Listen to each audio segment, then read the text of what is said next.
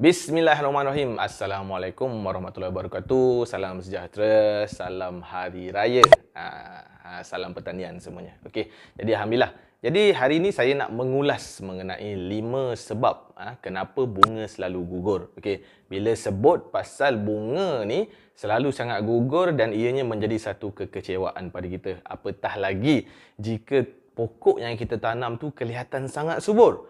Daun yang hijau, gemuk, batang gemuk, bunga lebat, tapi tiba-tiba gugur. Okey, jadi kenapa semua benda ni terjadi? Jom kita tengok. So, sebelum saya bermula saya punya penerangan ni, sesiapa yang baru jumpa channel saya, belum subscribe lagi channel saya, jangan lupa tekan butang subscribe, share video ini, bantu saya untuk menaikkan channel pertanian di Malaysia.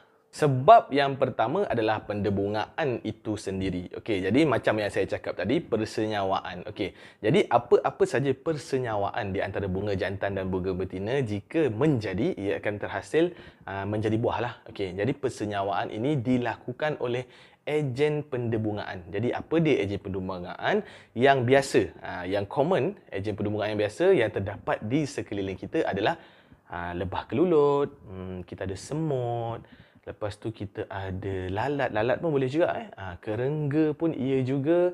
Kelawar. Ini adalah ejen-ejen pendebungaan. Tapi apa yang akan terjadi jika tiada ejen-ejen pendebungaan ini di kawasan rumah kita? Jadi kalau tak ada ejen-ejen ni, so tak menjadilah kita punya buah. Bunga jantan tidak bersenyawa dengan bunga betina. Ejen-ejen ni tak ada. Jadi kalau tak ada, kita nak buat apa? Nak menghalang pada gugur. Kita bolehlah jadi dia punya tok kadi. Apa tok kadi ni? Tok kadi ni kita buat persenyawaan ini secara manual.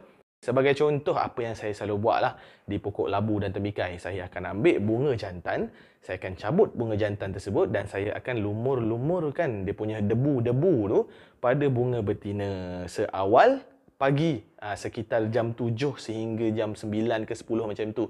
Itu adalah. Jadi dengan cara itu kita sudah pun melakukan pendebungaan secara manual dan kita secara sahnya menjadi tok kadi kepada pokok tersebut. Bukan sahaja pokok labu dan tembikai, pokok nangka pun sama. Kalau pokok nangka ni bunga jantan dan bunga betina dia kita boleh tengok biasa. Bunga betina dia macam dia buah tapi dia agak besar bulat sikit. Kalau jantan dia agak lepeh. Bunga jantan dia agak lepeh. Itu nangka dan cempedak dia lebih kurang macam itulah. Kalau macam tumbuhan-tumbuhan yang menjala ni macam tembikai ke labu, bunga jantan dia hanya bunga sahaja. Bunga betina pula dia di bawah bunga tu ada buah sebesar guli ataupun bola pimpong macam tu. So jadi kita ni perlulah melakukan pendebungaan secara manual untuk mengelakkan terjadinya keguguran bunga. Faktor yang kedua pula nampak remeh tetapi ianya penting, iaitu faktor pencahayaan. Jadi faktor pencahayaan ni macam mana pula? Okey, faktor persekitaran pokok itu sendiri sangat memainkan peranan. Lebih-lebih lagi zaman sekarang ni cuaca tidak menentu. Jadi pokok ni dia mudah stres. Semasa dia sedang berbunga, dia lebih mudah stres sebenarnya. Sama juga macam manusia. Kalau dia sedang mengandung, dia agak macam hormon tu macam terganggu kan. Kejap-kejap nak stres, kejap-kejap dia punya emosi terganggu. Macam tu juga pokok. Jadi bila pokok sedang berbunga, perubahan cuaca itu sendiri akan menyebabkan pokok stres. Bila stres, sebab itu bunga betina itu akan gugur. Belum sempat lagi persenyawaan berlaku, dia akan gugur awal. Sebagai contoh adalah kerana cahaya matahari yang terlalu terik juga akan menyebabkan bunga gugur. Jadi solusi yang kita boleh buat, mungkin kita boleh redupkan sedikit pokok tu dengan meletakkan jaring hitam, ataupun kita boleh mengekalkan kelembapan di sekeliling tanah tersebut dengan cara membuat sungkupan. Sungkupan ni apa? Ramai yang tak buat, tapi sebenarnya sungkupan ni sangat penting. Sungkupan ni adalah dengan cara kita mengambil daun-daun kering dan kita tutup di bahagian tanah keliling pokok tersebut. Okey, jadi kalau macam orang tanam pokok pisang, dia akan potong daun pisang, dia akan tutup bawah-bawah tu lah. Sebagai contoh, ini adalah salah satu cara untuk mengekalkan kelembapan tanah tersebut, lebih-lebih lagi di musim kemarau. Tapi bukan terlebih cahaya je di pokok bila stres. Kalau kurang cahaya pun pokok jadi stres juga. Okey, jadi pokok ni sangat-sangat memerlukan fotosintesis lah. sangat-sangat memerlukan cahaya matahari untuk proses fotosintesis, iaitu proses pembuatan makanan. Jadi kalau dia tak dapat nak membuat makanan dengan baik, macam mana dia nak salurkan pada dia punya dahan-dahan seterusnya kepada pokok bunga supaya bunga itu menjadi buah. Pastikan pokok anda tersebut yang kalau ada yang jenis tanam di dalam pasu ataupun orang panggil tabulam pot, dia tanam di bawah rumah, pastikan pokok tersebut dapat cahaya matahari sekurang-kurangnya 4 jam sehari. Seterusnya yang ketiga. Okey, jadi yang ketiga ni adalah faktor kesuburan tanah. Jadi benda ni yang common lah, faktor kesuburan tanah ni. Tanah yang sihat akan membuatkan pokok lebih sihat. Apa yang dimaksudkan dengan tanah yang sihat adalah tanah yang cukup dengan makanan asas paling utama untuk pokok. Apa itu? Makanan asas utama pokok ialah NPK, iaitu nitrogen, P adalah fosforus dan K adalah kalium. Kalium ataupun potasium lah. Okey, jadi kebanyakan petani dia akan mengurangkan daun, Jadi kalau kita tengok pokok sebagai contoh pokok durian Belanda ataupun pokok manggis, kadang-kadang kita tengok daun dia sangat-sangat rimbun, sangat-sangat rimbun. Kalau orang yang tak tahu, yang tiada asas dalam pertanian, dia orang akan anggap pokok dia ni subur, dia boleh bangga dengan pokok dia ni. Tapi berhati-hati kerana daun yang rimbun itu berkemungkinan pokok tersebut terlebih nitrogen.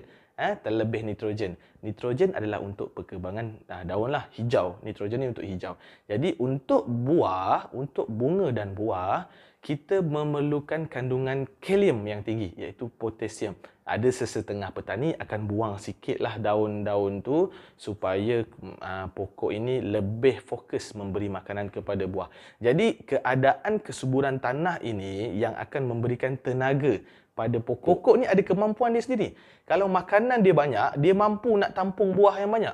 Tapi kalau makanan dekat tanah tu sikit, dia tak mampu nak tampung buah banyak. So dia gugurkan beberapa helai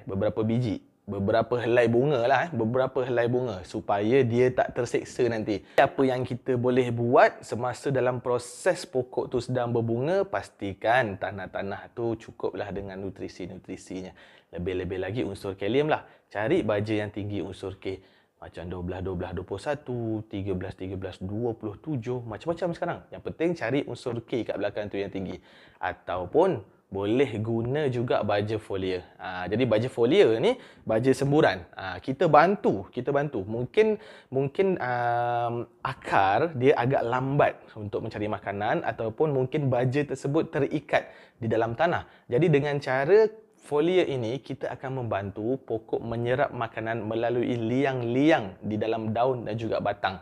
Jadi pokok akan lebih mudah menyerap makanan dan nutrien, seterusnya mengelakkan peratus daripada bunga gugur. Dan seterusnya kita ada yang ni yang bagi saya agak common juga, iaitu trip lah.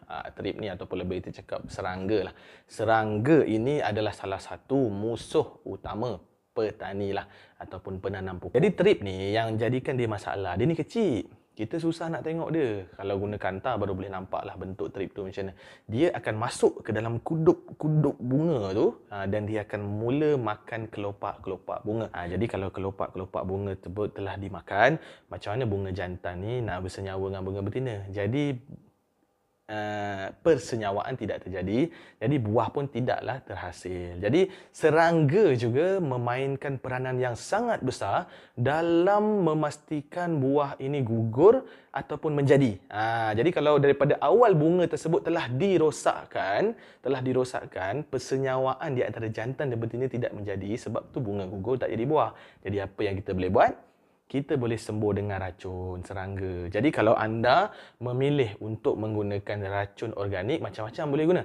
Kita ada neem oil, kita ada apa lagi garlic extract, kita ada semburan ni macam-macam, okay? Semburan macam-macam. Tinggal nak kena cari je. Kalau nak beli kat Shopee pun ada. Ataupun jika anda memilih untuk menggunakan racun kimia, okey, boleh juga beli kat Shopee, macam-macam jenama ada, tetapi pastikan jika anda menggunakan racun kimia, pastikan anda membasuh dahulu buah tersebut sebelum dimakan ke, ataupun biarkan dulu buah itu selama seminggu atau 2 minggu sebelum anda boleh konsumsi buah tersebut, kerana racun kimia ini agak berbahaya pada buah-buahan sebenarnya. Lebih baik menggunakan racun organik. Boleh buat sendiri ataupun beli. Macam-macam ada sekarang ni, boleh tengok. Dan yang terakhir sekali, pastikan anda memegang prinsip penuh pada konsep ABC. Okey, jadi apa itu konsep ABC? Jadi ABC ni, A ni adalah air, B adalah baja dan C adalah cahaya. Jadi konsep ABC ni tidak boleh larilah untuk mengelakkan bunga ni daripada gugur dan memastikan pokok sentiasa sihat. Jadi konsep A ni air, anda kena kenal pasti apa dia pokok yang sentiasa memerlukan air yang banyak. Sebagai contoh pokok durian. Durian ni sebenarnya memerlukan air yang banyak. Jadi anda kena pastikanlah sumber air itu okey. Jadi baja pun sama macam yang saya sebut tadi, baja yang sangat-sangat diperlukan adalah NPK dan selebihnya adalah baja tambahan seperti trace element ke apa, itu anda boleh campurkan jika ada. Jika tiada, tak boleh buat apalah. Dan seterusnya pencahayaan. Pastikan pokok tersebut tidak terlalu kena open, panas yang sangat open lah. Contoh macam kalau pokok tu daripada kecil dia, baru je pindah kat tanah, dah didedahkan kepada cahaya matahari yang terlalu panas. Jadi ini akan membuatkan pokok ni jangka hayat dia tak berapa lama lah kan. Melainkan kalau pokok tu dah besar. Macam kita sendirilah, macam kita manusia ni, budak kecil mana tahan panas sangat. Dah besar-besar ni pun tak berapa nak tahan, lagilah budak kecil. So pastikan pokok itu dijaga daripada segi airnya, bajanya dan pencahayaannya daripada awal sehingga besar supaya kebarangkalian buah untuk menjadi tu lebih tinggi di masa akan datang. Dan kalau anda perasan juga, saya sebelum ni ada buat video tahu cara macam mana nak paksa pokok ni untuk berbuah. Kalau anda perasan lah, saya ada buat satu video. Saya ada letak link dekat bawah. Video ni lama. Saya rasa lebih kurang dalam setahun ke 2 tahun lepas. Masa tu saya baru-baru je belajar buat YouTube. Jadi apa yang saya buat, saya mengelar di bahagian pokok yang dipanggil teknik gilding. Saya kelar, saya buang kulit di sekeliling pokok. Jadi teknik-teknik ini telah diaplikasikan oleh banyak petani-petani di luar negara, khususnya daripada Vietnam, Thailand. Kalau di Filipina, dia akan ikat satu dawai di keliling pokok, dia ikat. Jadi kenapa teknik ini terhasil? Okey, jadi kenapa teknik ini terhasil? Sebenarnya bila saya buat teknik tu, kenapa saya cakap paksa pokok berbuah? Okey, anda perlu tahu pokok ni dia ada prinsip. Pokok dia ada prinsip. Prinsip pokok ni, bila dia dah nak mati, bila dia rasa dia nak mati, dia akan tinggalkan zuriat. Ini prinsip pokok. Sebab tu bila anda perasan, kalau ada pokok kelapa yang dah tua, yang dah nak mati, yang dah tumbang macam mana pun, dan juga pokok-pokok yang sedih je rupanya, walau bagaimanapun dia akan mengeluarkan sekurang-kurangnya sebiji buah. Ini adalah sebagai penyambung zuriat pokok tersebut. Jadi inilah yang berlaku pada teknik gilding itu tersebut. Bila saya mengelar keliling kulit pokok tersebut, secara automatik saya telah menyekat saluran makanan daripada kulit pokok tu. Bila pokok dekat atas tak dapat makanan daripada bawah, dia jadi stres. Dia ingat dia dah nak mati. Dia ingat dia dah nak mati. Bila dia ingat dia dah nak mati, sebab tu dia akan keluarkan buah. Okey, jadi sebab itulah terciptanya teknik gilding ni. Jadi itulah dia punya prinsip pokok. Kena tahu. Sebab tu bila saya buat video tu bukan saya saja. Tapi walau bagaimanapun, saintis-saintis dunia telah mengkaji bagaimana cara untuk membuat pokok ini stres tanpa melukakan pokok. Sebab orang dah banyak kelar pokok lah, ikat dawai. Ada kalau mak-mak zaman dulu kala, dia main bakar-bakar bawah pokok biar berasap sikit lah apa kan. Jadi benda-benda ni yang buat pokok stres. Tapi saintis telah mengkaji bagaimana caranya, maka terciptalah satu cecair yang diberi nama sebagai hormon penggalak. Jadi hormon ini tugasnya adalah membuatkan pokok stres. Hormon ni sesuainya digunakan pada pokok-pokok yang bermusim lah. Padi, gandum, maknanya sekali guna je. Kita nak boost dia.